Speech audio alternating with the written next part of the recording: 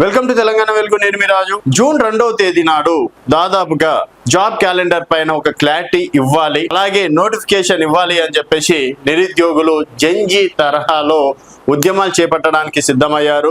So అమరవీరుల స్తూపం సాక్షిగా ప్రభుత్వం పైన తిరుగుబాటు చేయాలని చెప్పేసి కూడా భావిస్తున్నట్లు కూడా తెలుస్తుంది. ఎందుకంటే కాంగ్రెస్ ప్రభుత్వం వచ్చి సంవత్సరంలో 2 లక్షల ఉద్యోగాలు అన్నారు. మరి 2 లక్షల ఉద్యోగాలు ఎక్కడ కూడా కనిపిస్తలేదు. సరే, వాళ్ళ లెక్క ప్రకారం 70,000 నియామక పత్రాలు 70,000 నియామక పత్రాలు కాంగ్రెస్ అధికారంలోకి వచ్చినాక ఇచ్చారు కదా. సో ఆ నియామక పత్రాలు ఇచ్చిందైనా సరే 2 లక్షల కౌంట్ కావు, కేవలం 70,000 మాత్రమే పరిమితం అవ్వడం అనేది జరిగింది. మరి 2 లక్షల ఉద్యోగాలు ఎక్కడ? సరే, సంవత్సరం ఎవరికైనా సరే కొత్త ప్రభుత్వం కాబట్టి సమయం ఇచ్చిండ్రు.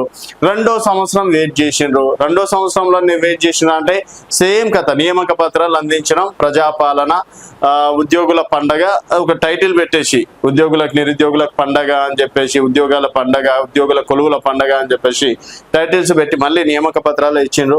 సరే, 2 సంవత్సరాలు కంప్లీట్ అయింది. ఇప్పుడు దాదాపుగా జూన్ వస్తే 2.5 సంవత్సరాలు కంప్లీట్ అవుతుంది. సో 2.5 సంవత్సరాలు పోనీ 6 నెలలైనా ఏదైనా ఒక్క నోటిఫికేషన్ ఇచ్చిండ్రు అంటే అది కూడా లేదు.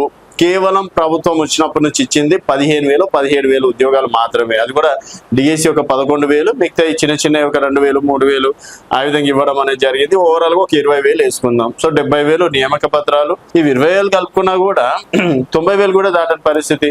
సో ఇప్పుడు 17,000 కానిస్టేబుల్ ఎస్ఐ పోస్టులు ఖాళీగా ఉన్నాయి, 15,000 అంగన్వాడీ పోస్టులు ఖాళీగా ఉంటున్నాయి. సో మిగతా డిపార్ట్మెంట్ లో దాదాపు 5,000 10,000 పోస్టులు ఖాళీగా ఉంటున్నాయి.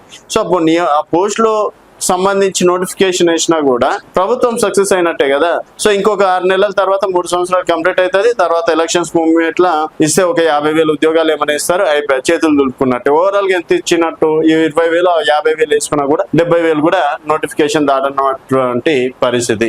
మరి అందుకని చెప్పేసి ముందు జాగ్రత్తగా నిరుద్యోగులు మాత్రం ఒక కార్యాచరణ వేశారు. జూన్ 2కైనా సరే నిరుద్యోగుల తరఫున జాబ్ క్యాలెండర్ పైన ఏమైనా గుడ్ న్యూస్ చెప్తారా, లేకపోతే జంజీ తరహాలో ఉద్యమాన్ని నిరుద్యోగులు ఉద్రిక్తం చేస్తారా అనేది వేచి చూడాల్సిన విషయం. చూస్తూనే ఉండండి తెలంగాణ వెలుగు.